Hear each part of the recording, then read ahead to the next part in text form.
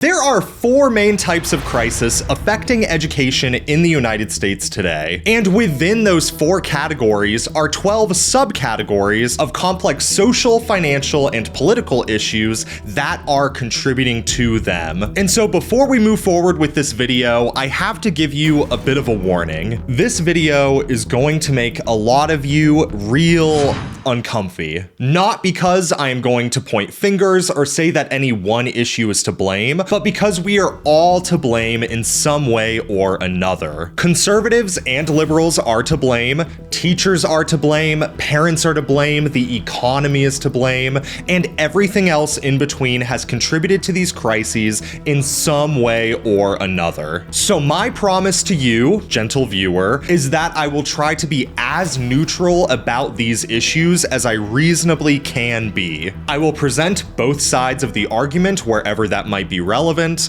and I will timestamp all 12 subcategories of crisis affecting education so that you can skip ahead to what is most interesting or relevant to you. And as always, this is a lot to go over, so please be sure to like this video and subscribe if you are new, and let's just get right into it.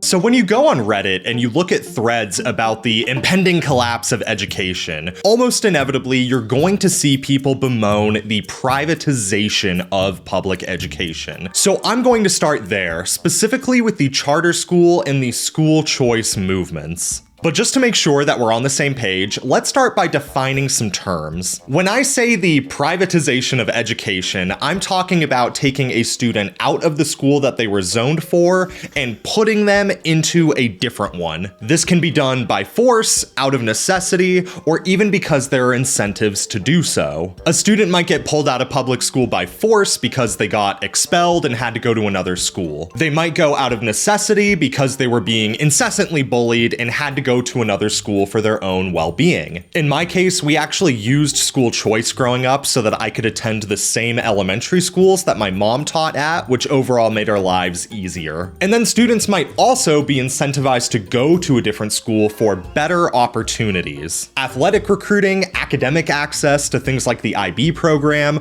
or even having access to certain types of extracurriculars are all forms of incentives. Now, the schools that these students end up at can vary quite a lot. They might go into just another public school that's better funded. They might go into a charter school that serves a bit of a different purpose. They might even go into a private school like a STEM academy or a Catholic school. And then you've got alternative forms of education as well, like Montessori, homeschooling, and e-learning, all of which we'll talk about later in this video. But I want to backtrack to the idea of school choice itself. At the tip of the iceberg, school choice seems like a totally innocent and in fact downright helpful thing. Like, of course it leads to better outcomes, because kids are moving into schools that they're more comfortable with and that better align with their needs. This totally wouldn't be a spearhead to lead a mass conspiracy against taking away teachers' rights and undermining public education as a whole, right? Once you get below the surface, you start to notice that there are interesting individuals behind the school choice movement. So websites like schoolchoicefacts.org will start out by telling you everything that I just said. They define school choice, they talk about its benefits, and then they provide some resources for parents. And then you get to meet the school choice experts, like Dr. Corey DeAngelis here, who is an advocate for educational freedom and for funding students instead of schools. How noble. Even the most crude Google search starts to pull a lot of skeletons out of that closet real quick. Corey here wrote another book that wasn't featured on the website called The Parent Revolution, which former President Donald Trump reviewed as a great guide to help moms and dads take back control of their children's education from the radical Marxists ruining our schools. This man also represents various far-right institutions, and he has has a social media presence that is littered with posts antagonizing teachers, unions, and anything else even remotely diversity-based in the school system. Now, you might not mind this as the viewer, and I don't want you to think that this video is all going to be like Republican bashing. We will get to teachers' unions and corrupt administrators here in a minute, but I bring this up to communicate that there is a trend amongst conservative elites in America to actively try to undermine public education by reallocating sources of funding for public schools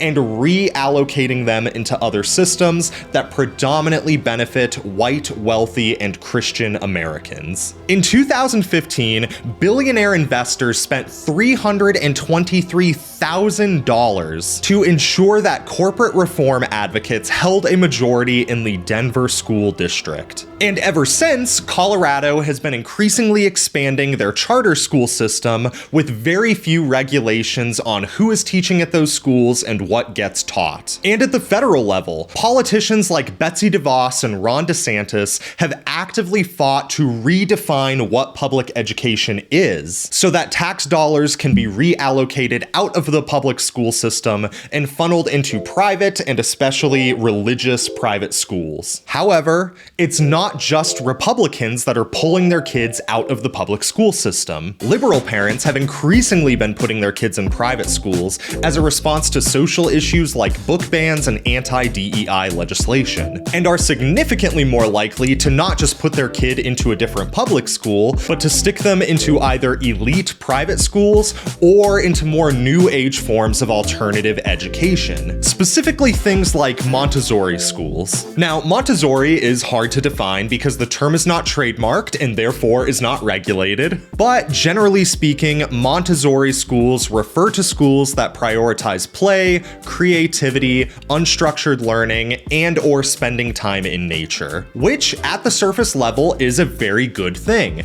Kids need to play and explore and be creative in order to develop autonomy and turn into just human beings. However, too much freedom can easily become a bad thing for children. We all know those households where kids just don't have any rules. No chores, no bedtimes, no social expectations, and often no punishments for acting out. And oftentimes, these kids without structure don't end up developing self-discipline or the time management skills necessary to function in the real world outside of their own families. And that outcome is a common criticism of Montessori schools. Incidentally, that outcome is also a common criticism of homeschooling, which is the most popular form of alternative education amongst more conservative families. And so proponents of everything from homeschooling to Montessori to elite private academies will tell you that socialization isn't necessarily the point of education, and that instead they're trying to prepare kids to live in the world under a certain set of values. But that starts to beg the philosophical question of, what is the point of education? Is it to create good citizens? Is it for the betterment of society? Is it to enforce culture? Is it to create certain social and economic norms that way society remains stable? Or is it to prepare young adults with the practical skills necessary that they'll need in order to succeed in the workforce? Well, advocates for e-learning would probably argue that that's the case. So there are really two big forces of privatization acting upon education right now. You've got those socio-religious agendas that I just talked about, but you've also got the corporate agenda. Companies want qualified candidates who are going to be good at their job and make the company more money.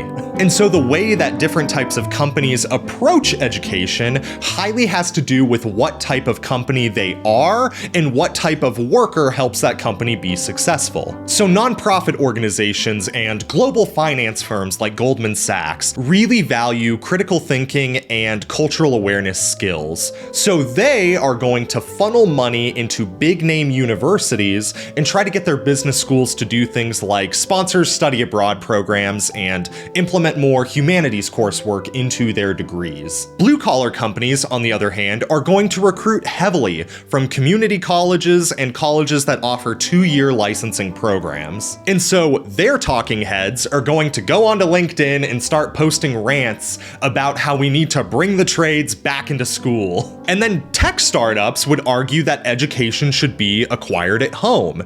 And they would say that it's foolish to go to a university to learn JavaScript when there are thousands of videos on YouTube teaching you that exact same skill set. And so their talking heads are going to go on LinkedIn and make a post about how college is a scam and that you can become a rich crypto god simply by purchasing their $977 course. However, any type of company still suffers from the same problem, and that is that education takes time. And so what if, instead of formal education, you created programs and trainings that were licensed for your company by your company? What if you could bypass the time necessary for people to go receive an education before working for you by creating some type of virtual shortcut? Well, a lot of big companies are trying. Google has career certificates in things like cybersecurity, data analytics, and project management, and they're even promising people that they could make $93,000 out in the broader workforce after gaining those certificates. Amazon has digital classrooms where they can trade people to become cloud computing experts. And of course, LinkedIn has their LinkedIn Learning courses for their premium members that can help demonstrate to employers that you are a high performer even in times of stress. And while none of these things are bad, you are missing out on a lot when you substitute formal education for a virtual alternative. You're missing out on making friends, taking time to discover who you are, failing and growing in a safe environment, being forced to take general education classes that open up your eyes to careers you had maybe never heard of, waking up drunk in ditches, and all of the other fun stuff that comes with going to college. Like, for example, having a real live human being there to give you nuances about why you are struggling with the material and to help you better understand what's going on. Free content just can't replace that. But now, free content is literally seeping its way into the formal education system and replacing formal educators and classes that students used to have to take. Arizona State University has famously replaced a bunch of their general education courses with crash course videos on YouTube. And to some extent, that's amazing that an 18-year-old can learn from Hank Green as opposed to some disinterested master's student forced to take classes in order to keep their funding. But Arizona State also happens to have a bunch of money and happens to care about being at the forefront of academic innovation. What happens when schools that have less money and that don't care try to take this exact same approach? Are we gonna find ourselves in a situation where school is just 6 hours of teenagers sitting in front of an iPad while a proctor sits in the room and makes sure that nothing bad happens? And will all of that content being given to them be either ridiculous HR training nonsense or AI-generated videos that assume a one-size-fits-all approach to education? Okay, so I don't want to speculate too much because we can't predict the future, so I think at this point we need to shift gears and talk about something a little more lighthearted. Something both conservative and liberal parents can agree on is that education is being regulated to death. These so-called standards that schools use to secure funding have led to slashes in things like recess, clubs, the arts, and everything else that makes school enjoyable. And in exchange have adopted more English, more math, more science, and more standardized tests. Teachers are being forced to use a curriculum that helps students pass these tests, and as a result, kids aren't really learning the material that they're supposed to. New social regulations caused by the so-called culture wars have also left teachers and students alike feeling burnt out, as things like book bans and displaying the 10 Commandments and having to use pronouns when you introduce yourself have all become a social distraction of the things that actually matter in the classroom. And then that social commentary military gets leveraged as a scapegoat by politicians to strip teachers away of even more of their rights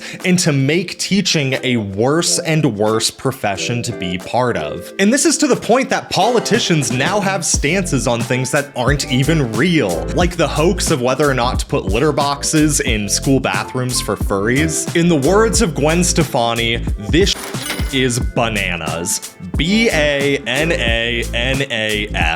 But jokes aside, the decisions of real politicians have real ramifications for real people. Anti-DEI legislation has led to hundreds of educators losing their jobs in multiple states, simply because they did work that supported diversity initiatives in some way, even if that wasn't the primary focus of their job. Now, the anti-DEI advocates would argue that certain diversity initiatives are actively discriminating against students who don't fit into a certain historically marginalized group. And there have been some instances of especially Ivy League schools discriminating against both white and East Asian students in their admissions process and when deciding who to give scholarships to. And we'll talk about the administrative corruption side here in a minute, but I'm mostly bringing up these issues to say that being an educator today is in many respects harder than ever before, and is adding difficulty to an industry that is inherently difficult to begin with. Do you know what's required to become a teacher in America? Like, really, do you know? Because in most states, it means majoring in something super specific in college,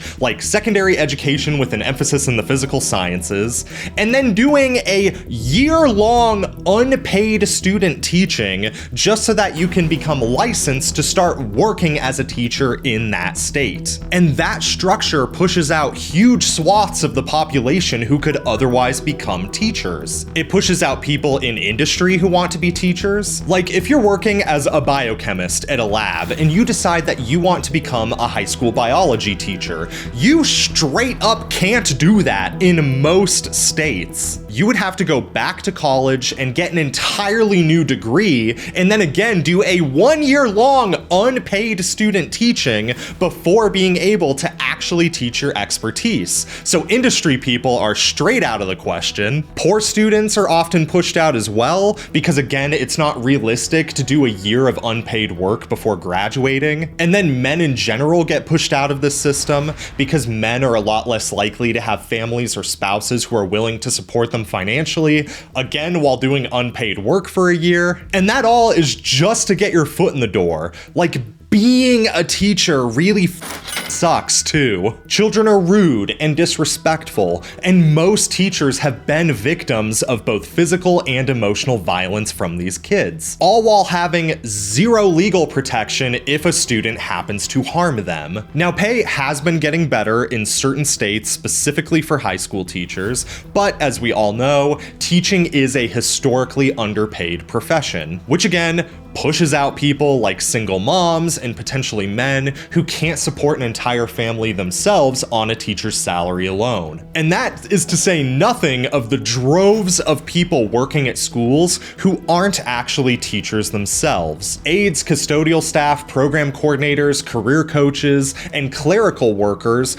are also chronically underpaid and abused within schools themselves because they do not have the same protections that faculty do. Incidentally, this is also a big problem at universities, but I digress. Once you're an established teacher, you have a mountain of anxieties lingering over your head. Legislation that might get you laid off, funding cuts, having to pay for your own classroom supplies, violence, getting harassed by students through social media, having to deal with parents who blame you for all of society's problems. The stress that teachers go through is unreal. And it is no surprise that educators are leaving the industry in droves to go get better pay and better workers' rights in the private sector. But for the teachers who stick around, Another grim reality of working in education is just how pervasive administrative corruption has become. I actually used to work at a high school. It was my first new job after going back for my master's degree,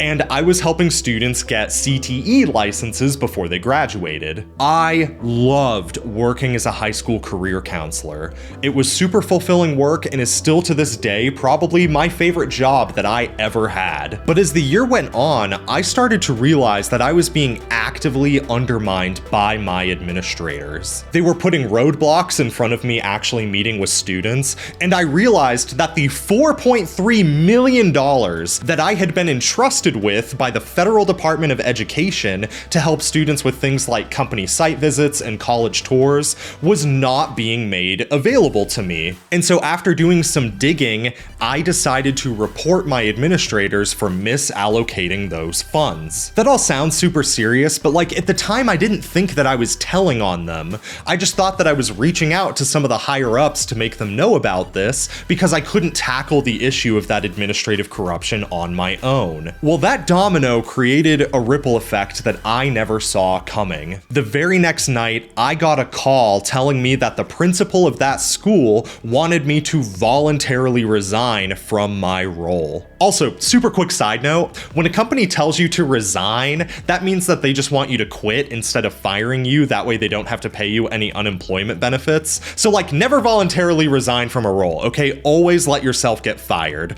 But back to the video. So naturally, I fought back. I filed a wrongful termination case against them, and I argued that they were retaliating against me. Long story short, the courts did decide to side with me, and so I was granted a year-long severance package, and that principal did end up getting fired, which admittedly was for a whole host of reasons, not just me. I just can only talk about my particular interaction with that whole set of situations. But what I went through is a lot more common than a lot of people think. Corrupt administrators are running schools into the ground. It doesn't matter if they're trying to embezzle money, it doesn't matter if they're only pushing certain social issues in order to grandstand and get money from donors in the PTA, and it does not matter if they are breaking the law in order to help their football team. Corruption is corruption no matter what it looks like. And unfortunately, school corruption in particular tends to get covered up because it is such bad press. So we almost never hear about it as a society,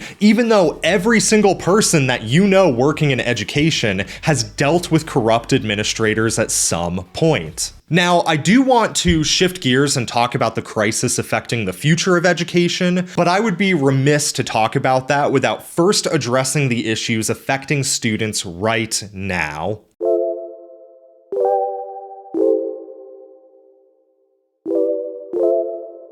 Young adults seem to be becoming less literate and less capable of critical thinking skills as time has gone on. In 2022, the National Association of Educational Progress found that our fourth graders had the worst literacy rates that we had seen in over 20 years. And while this was made worse by classroom disruptions in 2020, this has been a trend that's been going on for years now. Increased youth poverty has caused some of these declines, especially as fewer educated and wealthy couples choose to have children, which is something that we'll talk about in population decline here in a minute. But the gist is that kids are now statistically more likely to be born to poor parents, like I was.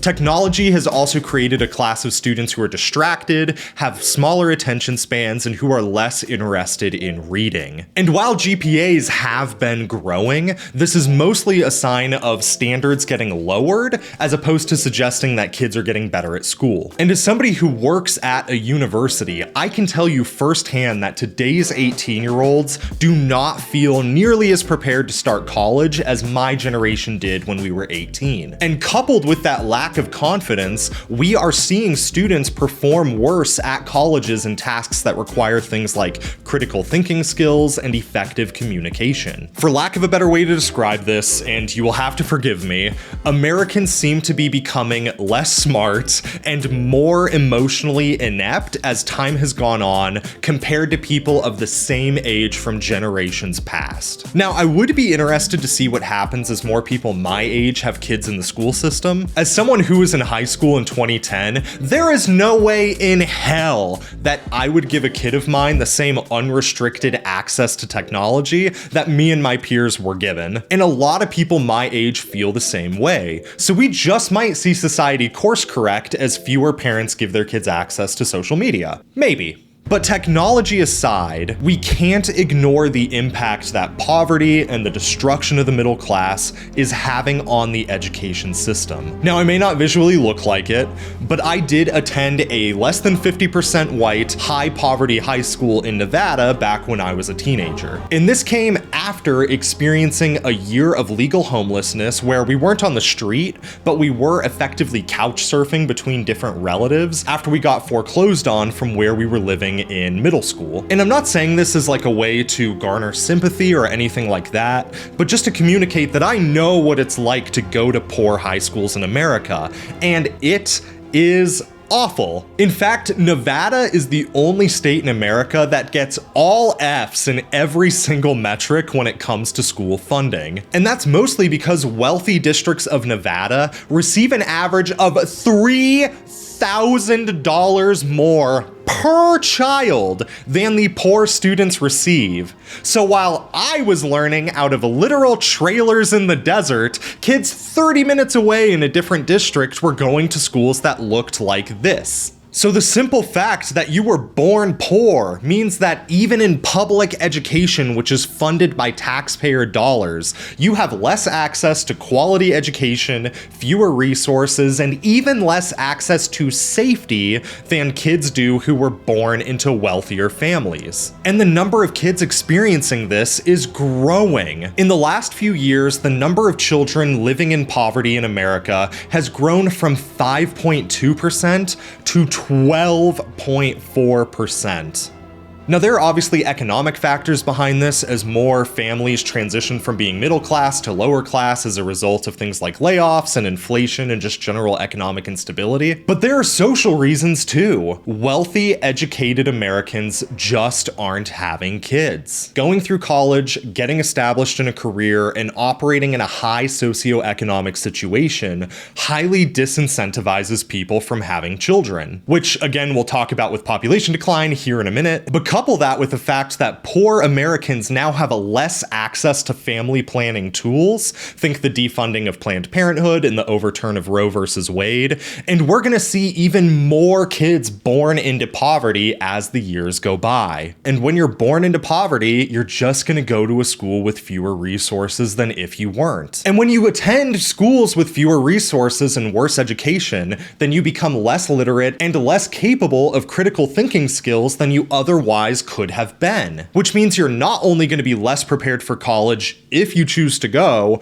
but you're also going to be less prepared to enter the professional workforce. All right, we're in my domain now, baby. Regardless of your philosophy about the point of education, you cannot prepare that part of what education does, especially at the collegiate level, is prepare students to enter the professional workforce. But what we're seeing right now is a career readiness crisis in the school system. Young adults are really bad at finding and acquiring well-paid, relevant opportunities that they are qualified to do. So let's start at the high school level first. The types of resumes that high school classes and youth organizations make kids produce are just downright awful. Like 4-H, for example, has students make a resume as part of their graduation portfolio, and like just look at this. The formatting is hard to read, it includes illegal hiring information, and it makes no effort to summarize your education skills and experiences in a way that would resonate with a hiring manager. And I get that this is for a school assignment and technically not for getting a job, but when you tell teenagers that this is a resume, this is what they start to produce when they're launching into the professional workforce. And now, full disclosure, I know that it's not 4-H's job to prepare kids to become working professionals, but the resources that do exist for kids in the K-12 system aren't much better either. either. So the Department of Education has grants to stick what are called trio coaches into various high schools across America. Sometimes they're called gear up coaches, sometimes they're called upward bound. All besides the point, I'm just trying to communicate that there are people in the school system that are trying to help kids with their career readiness. Well, these staff often can't do their jobs because they are constantly getting laid off as victims of grant renewals, and they're always having to worry about securing more funding in the future instead of just doing their job today. And there are countless stories of trio coaches getting actively sabotaged by their school administrators to take away that Department of Education funding and funnel it into other stuff like football. I was a gear up coach when I got wrongfully terminated from that high school I talked about earlier. Now, some schools do try to give their kids the upper hand through things like CTE programs, and that can be useful for earning more money straight out of high school than you would have received if you went to like a fast food place. But there just isn't compelling evidence yet that CTE programs or attending something like a STEM charter school has any better long-term positive impacts on somebody's career development than if they were just involved in any extracurriculars at all at any public school. It still kinda comes down to social class at the end of the day, and whether or not you had access to resources at all, regardless of what those resources were. But it's not just high schools. Career centers are massively underfunded at universities in America and often depend upon career fair revenue in order to stay afloat. And getting career fair revenue often depends upon things like unemployment rates and what's going on with the recruiting infrastructure in the economy any particular year. Like, just to make this personal to drive the point home,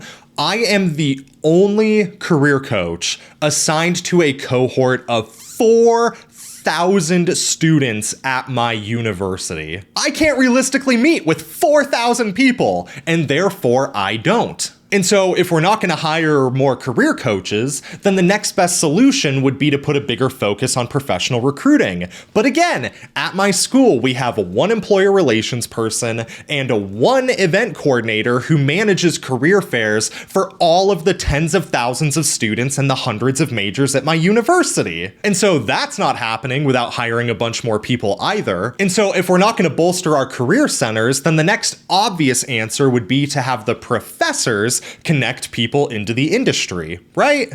Like, if the biochemistry professor is funneling biochemistry majors into biochemistry jobs, then everything would be hunky-dory. Except that industry involvement, employer relations, and job outcomes data play effectively no role in how professors are assessed and whether or not they can earn tenure at most universities in America. And so statistically speaking, your professor is probably one of the worst people at the university to connect you to the industry that they actually teach for. And so all of this culminates into what might be the single biggest crisis impacting the future of education as a whole.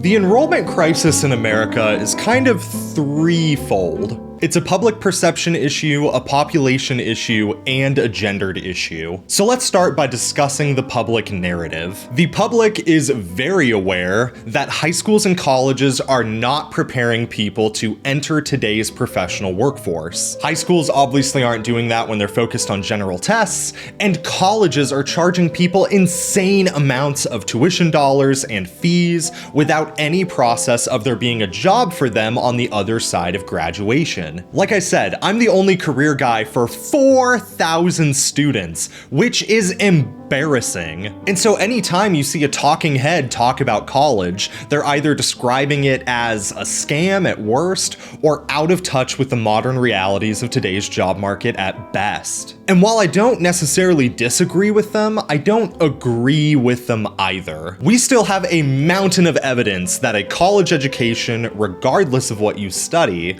really helps out people over the long term of their careers than their financial lives. Almost all studies that take two people from the same socioeconomic backgrounds show that the person who is college educated earns more money over the course of their career than the person who is not, and they earn a lot more money than they otherwise had to take out via student debt. And I can tell you too, as somebody who grew up in poverty, that college was the first time in my life that life felt worth living, and that it did provide me with the skills and the resources necessary in order to escape childhood poverty and create a life for myself in a financially stable career. I got to live on my own in a low-stakes setting, which allowed me to experience failure and growth. I got to make lifelong friends. Hell, I got to go to risque parties, even though I was and still am a total dweeb. And I just don't think that that would have happened if I had decided to become some AutoCAD drafter at 18 with my shiny Nevada CTE license in hand. The college experience, in the ways that college teaches you to think critically about things,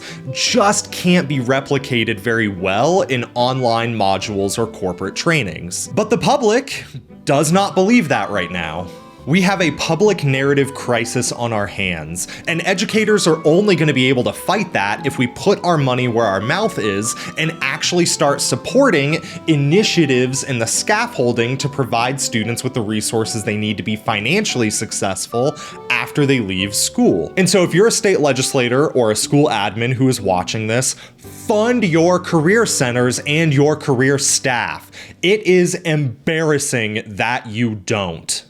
The next big crisis affecting enrollment is the impending population decline. And this isn't some issue we're gonna run up against 200 years from now. No, we're expected to hit the population cliff in 2026, meaning we are less than 2 years from losing an insane amount of tuition dollars at colleges and losing an insane amount of tax revenue from there being fewer eligible workers out in the workforce. Not to mention all of the tuition dollars we just lost from all of the different FAFSA issues that happened in the last year. And this is only going to get worse as both domestic and global populations start to decline. Unlike times of war, famine, or disease, the current population crisis is ironically going to be caused by fertility issues. Couples are not having an average of 2 or more kids right now, meaning that there are going to be fewer children born into the next generation than were born into the last generation. Super straightforward mathematics, but there are some complex socioeconomic issues feeding into why this is happening. Economic instability discouraging children, physical health issues, mental health issues, and changing demographics in the workforce are all causing this to take place. But the why isn't really what we're concerned about. What we're concerned about is what's going to happen to education as a result of population decline. Now, the obvious assumption is that fewer kids means less funding, but let's say that funding doesn't go away.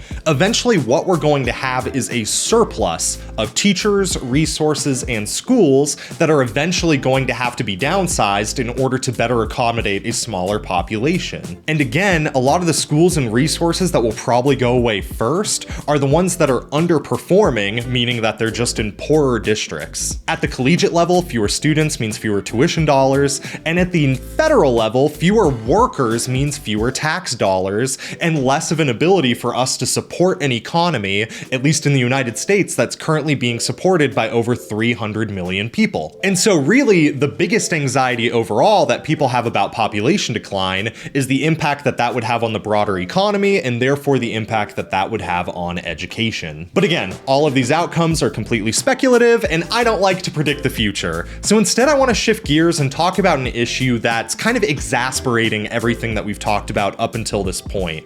And that is the crisis surrounding men in the United States today. Men are dropping out of education at an alarming rate. At the college level, men now only make up 41% of students, while women make up 59% of students, a ratio that was actually reversed back in 1960. And that's only going to get worse as certain socio-psychological issues continue to disproportionately affect men in ways that make them drop out of the education system. Now, I don't want to go into all of those issues in like a red pill kind of way, so I'm just going to rapid fire them. Men largely aren't present in the school system, so the culture of schools is hyper feminine, which makes young boys feel like they don't belong in that setting, on top of them not having male role models to look up to because men don't go into teaching. Male mental health issues have spiraled out of control in the last decade. Men are more likely to pursue risky career paths than women are, and so they don't go into jobs that require degrees at the exact same rates. And a lot of men get shamed out of taking on student debt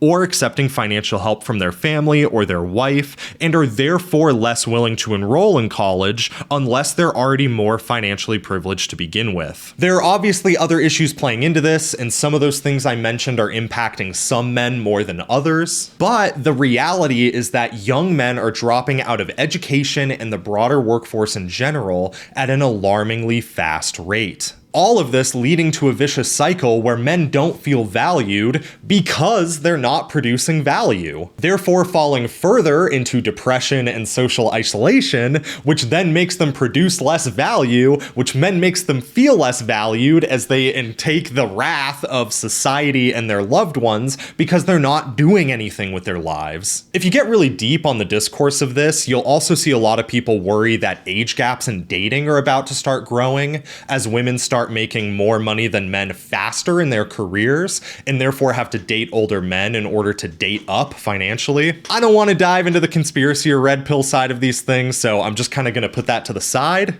But something I do firmly believe is that if more men from less privileged socioeconomic backgrounds decided to get educated, I really do believe that that would uplift society as a whole. And I also believe that we really need to take the mental health issues disproportionately impacting men seriously if we want society to grow and to flourish.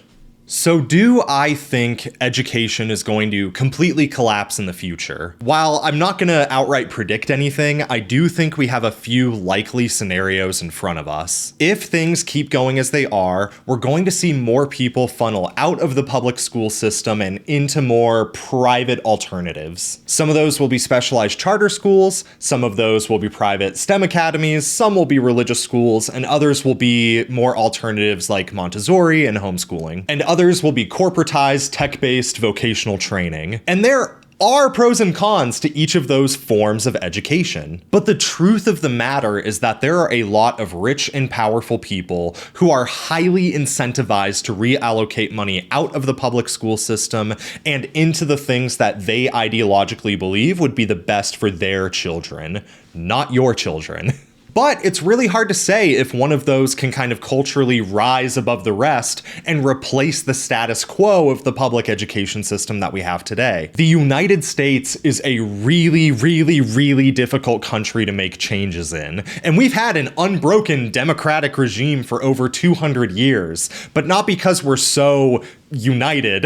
No, it's because it is a nightmare to make any changes happen in this country. And so what's likely going to happen is that the quality of education will improve in some parts of the country, and then education will continue to get even worse in other parts. And since geographic inequality is kind of the status quo for everything in the United States already anyway, it's not like this would be something new for us. But the only way I see us going back to the old status quo of education is if Americans stopped being scared that the other side is going to destroy their way of life. Conservatives would have to stop pushing religion, and liberals would have to stop pushing social issues in the school setting in order for that to happen. But both sides fundamentally believe that those issues are the thing that gives them dignity as human beings. And so almost nobody has tried to kind of meet in the middle of these arguments, except for like the Episcopalians. So unless those guys take over, I highly doubt that education's going to go back to the way that it was before. And so while I don't think that education is going to outright collapse,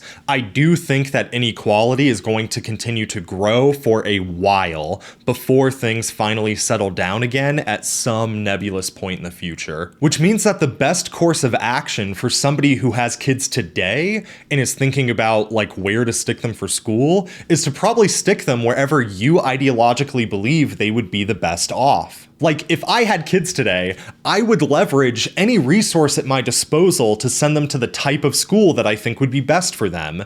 And I'm not alone in that. Like, most other people think that way. And because all of us think that way, we are all in some way or another pushing policies and norms that are contributing to these 12 crises in education.